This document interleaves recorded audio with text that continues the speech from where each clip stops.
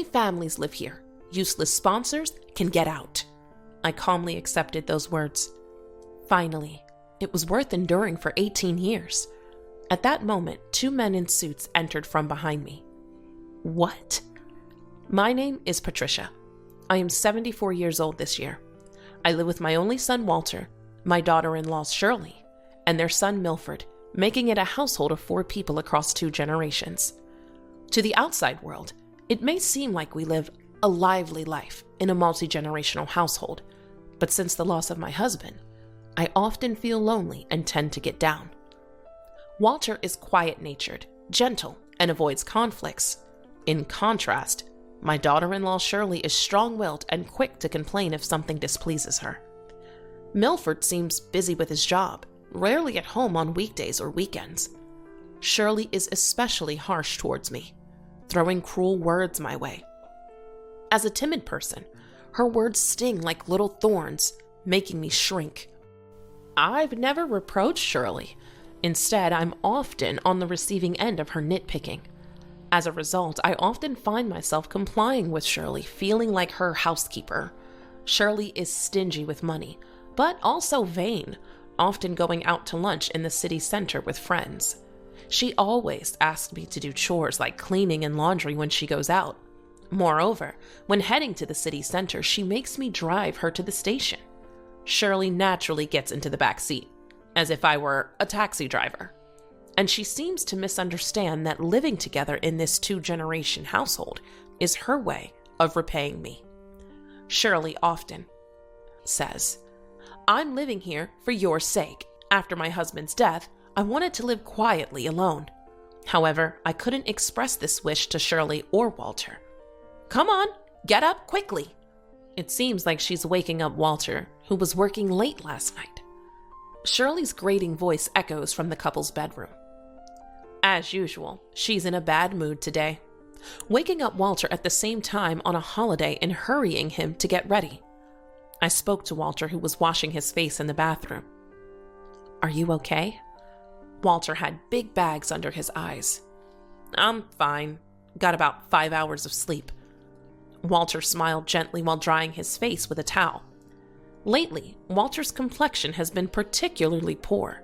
His father, unconcerned about the family's worries, kept saying, "I'm fine," and continued working. One day, he suddenly collapsed and passed away. I knew all too well that "I'm fine" is a danger signal. Fine is not fine at all. As Walter washed his face, memories of that time came back, and my chest tightened. I wish I could let him rest more on holidays, but I doubt I can say that to Shirley.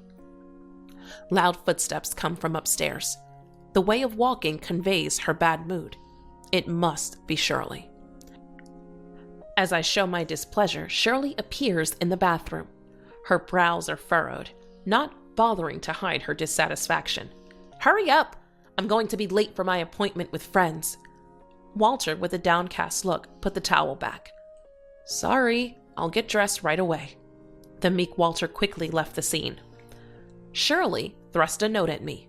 "Patricia, here. This is the shopping list. Get these." Shirley pushes the note into my hands without looking me in the eye. "Yes, I understand. Have fun with your friends." I forced a smile as best as I could. Shirley hands me the note, but no money. The payment comes out of my pension. Shirley adds more requests as she leaves, not waiting for my reply. I sigh heavily. Watch her brazen back disappear. As Shirley was leaving, she called out loudly from the entrance, "Make sure you clean the shower so I can use it when I get back." The door closed, and she left. Ever since we started living together, Shirley has never been shy around us. When we first moved in together, "Don't hold back," I said to Shirley. It seemed to have been completely unnecessary. The longer we lived together, the more Shirley's aggressive nature became apparent. Her true colors were showing. Shirley is not good at household chores, especially cooking. I ended up preparing all the meals, including Milford's lunch. Additionally, Shirley is picky about food. If she dislikes a dish, she would say, "I told you I can't eat this," and leave the table. She often complains about other chores too. Stains on the laundry, missed spots on the window glass, no spare toilet paper, no stock of her favorite juice. She scatters complaints at me all day. I keep telling myself that she's the woman my only son Walter chose. I always try to respond with a smile and keep things calm. However, Shirley's recent behavior has become even more thoughtless and exhausting. Shirley goes out with friends almost every week. She hardly did any housework or childcare from the beginning of her marriage. She spent money on her appearance and was attentive to it. Shirley is cheerful and glamorous when outside. She seems popular with men, often receiving calls from men I don't know. I suspected Shirley of infidelity, but Walter seems to trust Shirley unconditionally. Whenever I warn him, "I'll handle it," he gives an unreliable reply. A while after Shirley and Walter went out, Walter returned. He had been called to drive Shirley to the station. Walter came in holding several shopping bags. Seeing my surprised face, Walter sighed. "These are sweets Shirley is going to give out at her high school reunion next week." "But there are so many." "Apparently, there are more in the car. Meant for everyone at the reunion. They're from a famous Western confectionery shop. It must have cost a considerable amount." Walter muttered as if he understood. Shirley has her own status to maintain. She doesn't want to be seen as struggling financially, living with her parents-in-law. Sorry. Let her have her way, please. After bringing the bags inside, Walter slumped on the sofa. I decided to go shopping as Shirley had asked. I could use the car as I can drive. However, Shirley always complains the cost of gas is a waste, so I often endure and walk for most errands. The walk back with heavy bags always feels long, taking several breaks on the way home. During the walk, I heard Milford's voice. "Granny, let me carry that for you." Turning around, Milford was standing there and took the shopping bags from my hands. Milford looked stern. "Why didn't you use the car? Did Mom complain about the gas money?" I just smiled without answering. Since Milford started working last spring, we hardly see each other at home. Milford comes home late and leaves early in the morning. He often works on weekends, and when he has a day off, he goes out, so he's rarely at home. It's rare for Milford to be at home like today. Milford started putting away the groceries in the kitchen quickly. His movements were lively and full of happiness. As I was helping in the kitchen, Milford shyly spoke to me. "Actually, there's someone I want you to meet." I was filled with emotion, realizing he had grown up so much. It seemed like just a little while ago he was a young child, and now he's talking about introducing someone special. I'm thinking of bringing them home next week. While storing vegetables in the fridge, Milford talked, seemingly embarrassed. "Granny, I've been thinking about something for a while now." I wondered what was on Milford's mind. Before I could probe further, Milford, with an air of excitement, continued. "I can't talk about it yet, but I'm going to bring her over to the house." I couldn't help but smile at his words. I was curious about what Milford couldn't talk about. But what really intrigued me was which lady Milford would bring home. Perhaps his days off were spent on dates. The thought was quite heartwarming. It would be the first time Milford brought a woman home. That day, I was in such high spirits that even Shirley's usual nagging didn't bother me as I went about my chores. That evening, Milford talked about the woman he wanted to introduce to Shirley and Walter. Walter seemed pleased, but Shirley, without a smile, frowned in displeasure. Stealing a glance at Shirley's expression, I felt a sense of foreboding. The next day off, while I was cleaning the entrance, Milford appeared. Beside him stood a pale, demure young woman. "Granny, this is Anastasia." Milford introduced her to me, a joyful expression on his face. "Nice to meet you. I'm Anastasia." Anastasia bowed politely. Her greeting was beautiful. She seemed very well-mannered. Her parents must have raised her right. I led the two of them to the living room. To my surprise, Shirley seemed in good spirits, asking them how they met.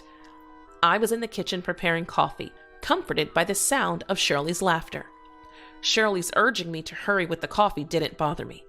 Just as I was about to bring in the coffee, I heard Shirley's critical tone. Anastasia's face had turned pale. What had happened? Don't joke. What's this about a shotgun marriage? So it was true. Anastasia was carrying Milford's child, and they were planning to marry. Shirley was opposing it. I, too, was taken aback. Moments ago, the atmosphere was amiable, but now it was icy. Milford looked down, biting his lip. Milford pleaded in a strained voice. We're serious about this. We may be young, but please allow us to marry. Anastasia joined in, begging, Please. Their earnestness was palpable. I wanted to support them, but I knew Shirley would oppose if I said anything. Yet, I wanted to stand by them. I struggled to hold back my tears. Walter spoke up. Of course we support your marriage. For the baby's sake. It's better to marry soon. Milford's face brightened. Thank you, Dad. Milford and Anastasia exchanged smiles. Shirley looked openly displeased. A shotgun marriage? How unsightly. Explain yourself properly. Anastasia, at a loss for words, glanced down at the table. Milford gently placed a hand on her shoulder. We were in a serious relationship thinking of marriage. The baby was a happy coincidence for us. A child doesn't force a marriage. Isn't that right, Patricia? Shirley turned to me with a sarcastic smile. But if they've decided, all we can do is support them. Shirley remained silent, then left the room. An awkward silence filled the living room. Walter stood up, patting Milford's shoulder. Shirley will understand. I'll talk to her. Milford nodded slightly. I was clueless about what Shirley was thinking, feeling increasingly anxious. The next day, Walter dropped a bombshell on me. Patricia should move out. From now on, it will just be us and Milford's family living here as a two-family household, she said to him. Shirley also said, Don't tell Patricia. Walter told me what Shirley had said. I was dumbstruck and silent, holding my head. What shocked me further was the fact that Shirley was managing all of my late husband's estate, including the house. The entire estate had been left to Walter, and Walter, he just does whatever Shirley says. That meant Shirley had control over all our family's assets. I realized I had been stripped of everything by Shirley. I had no assets or property of my own. Shirley even started harassing me. She would turn off the water heater right when I was about to shower. I had no choice but to endure cold showers. There were times when the washing machine was unplugged and I had to wash clothes by hand. It was all to drive me out. The harassment gradually escalated. I knew I had to confront Shirley to protect myself. Fortunately, I had a few tricks up my sleeve. I decided to plan my next steps in consultation with Walter, but dealing with Shirley wouldn't be easy. Will it work? The weeks since I decided to confront her flew by. When things had calmed down a bit, Shirley called Milford and Anastasia. Milford and Anastasia sat at the living room table, looking uneasy. Shirley, seated opposite them, had a calm expression. Once everyone was gathered, I expected Shirley to deliver my death sentence. Shirley finished her coffee in one gulp, crossed her arms, and said, Well, I suppose it's pointless to oppose, but when exactly are you planning to get married? Everyone was stunned by Shirley's change of heart. We want to do it soon, considering Anastasia's condition. Shirley's composure was almost frightening. So this means we're finally done with parenting, doesn't it? Shirley turned to face me in the kitchen and shouted, We're going to live as a family. Unneeded sponsors, get out. I calmly received her words. Finally, it was worth enduring these 18 years. Then, 2 men in suits entered from behind me. What? The story goes back 2 weeks. I was invited to Anastasia's condominium where she lives alone.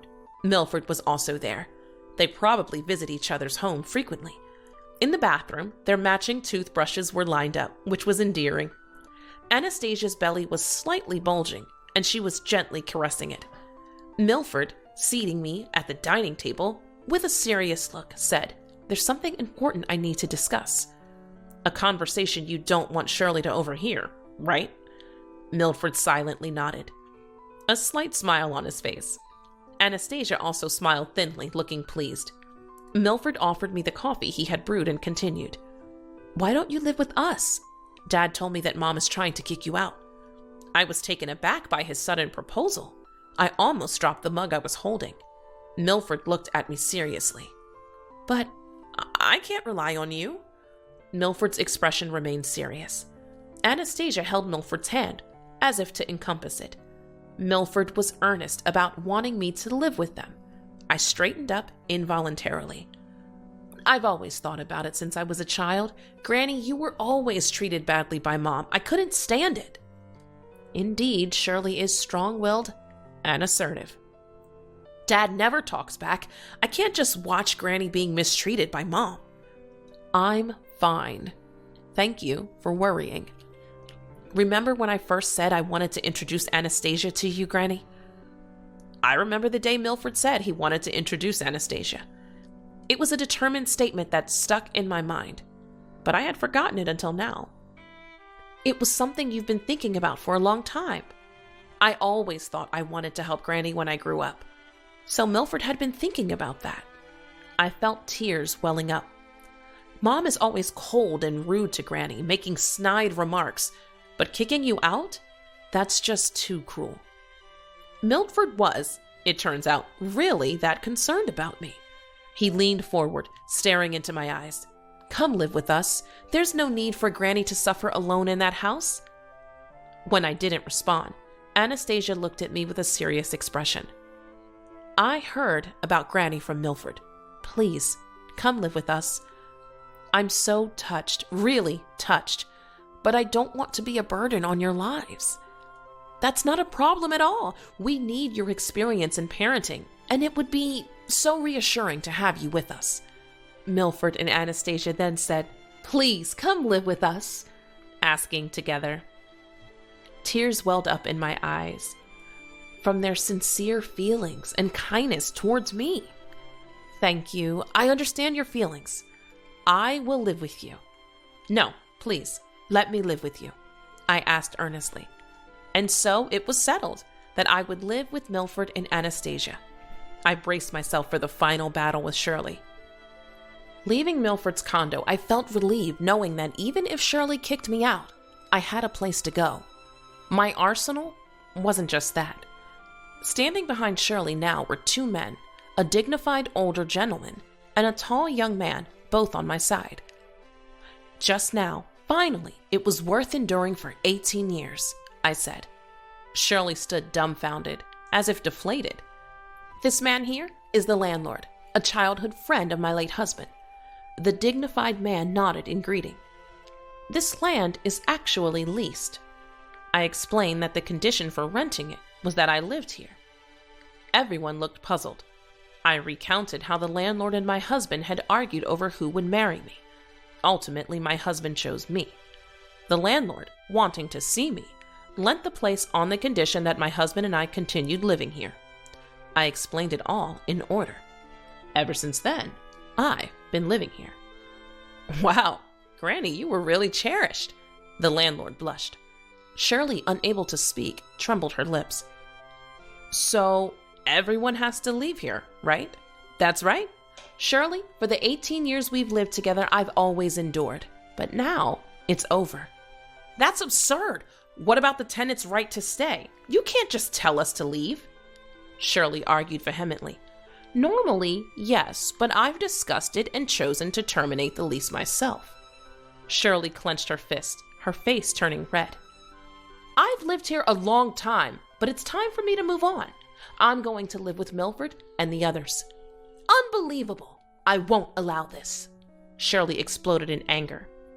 "Who's being ridiculous? Your obvious disdain for Anastasia's pregnancy, your harassment towards me, your attitude towards Walter? You've been awful."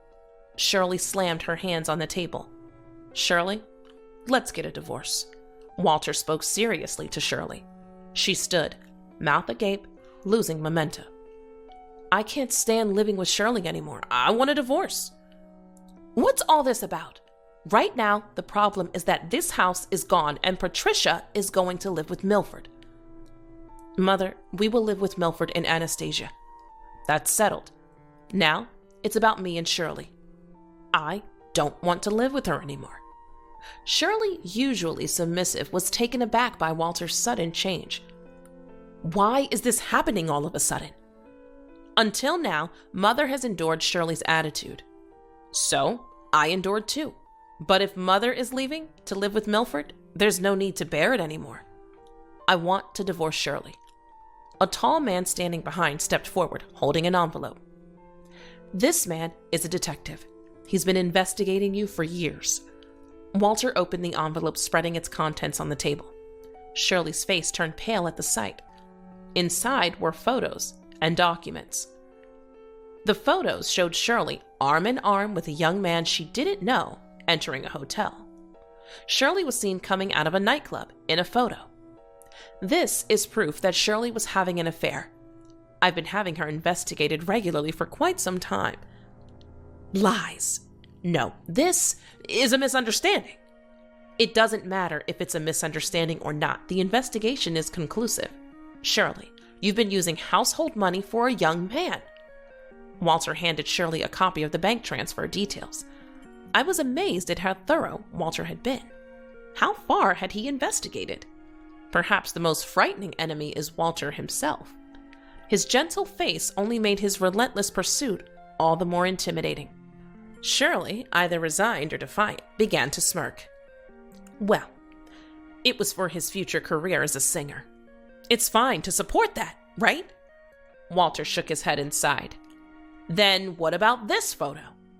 The photo showed the young man Shirley had been with entering a condominium with another woman. Shirley stared at the photo, shocked. Her hands trembled slightly. That man's been spending the money Shirley gave him on his own pleasures. Walter pulled out a digital voice recorder from the envelope. Here's a recording of him saying Shirley is an easy mark. Shirley, overwhelmed, held her head and closed her eyes tightly. Then she said, Lies, lies, lies, lies, lies, she murmured repeatedly. Shirley, you were being deceived too, but that's no excuse. Shirley looked around at everyone with wide eyes. What am I supposed to do now? How am I supposed to live? That's for you to figure out. You have plenty of time to atone for your sins. I can't take this anymore. This life.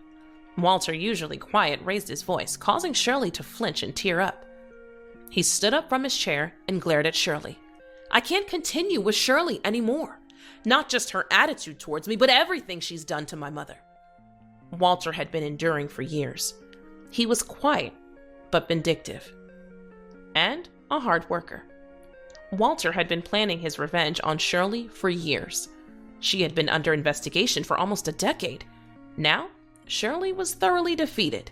She was speechless and collapsed onto the floor from her chair. Walter left the house without another word, followed by the landlord and the detective.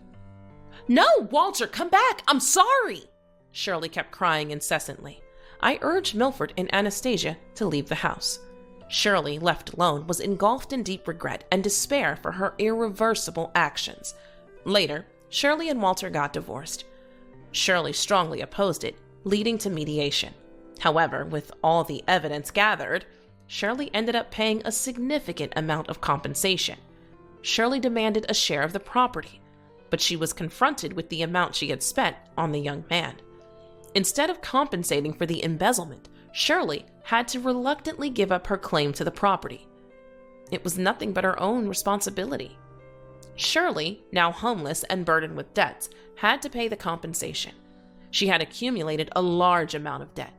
Shirley now lived in a dilapidated apartment in a desolate suburban area. She worked tirelessly day and night in a factory during the day and as a security guard for road construction at night. She continued to demand money from the young man she had given money to. Give me back my money, and was warned for stalking. Despite the warning, she didn't stop her stalker behavior and could be arrested for threats. Walter continued to have her investigated, even after the divorce, receiving regular reports. Walter's vindictiveness was daunting. It had been half a year since I started living with Milford and Anastasia. Anastasia had given birth to a girl. I was helping with childcare and housework. Busy days, but I felt happy every day. One day, Walter came to visit. I hadn't seen him in a while, and he looked well and energetic. Walter, holding his grandchild, was brimming with smiles. "Since the divorce, have you been able to sleep well?" "Thanks to you, I think I've been getting about 8 hours." Walter showed a brightness I had never seen before. "I have some good news today." "What is it, some good news?" Anastasia's eyes sparkled. "I bought the land where we all used to live." I was surprised. "Really?" "I talked to the landlord and got it for a good price. I used Father's insurance money, which I had hidden from Shirley. Apparently, he was hiding everything so Shirley wouldn't find it. It turns out the condition for selling it was that Mother would live with us. Let's all live there together, Milford and Anastasia." I pinched my cheek involuntarily. "Ouch! It's not a dream." Milford and Anastasia were laughing. Thinking about our upcoming lively and happy life, I couldn't help but smile.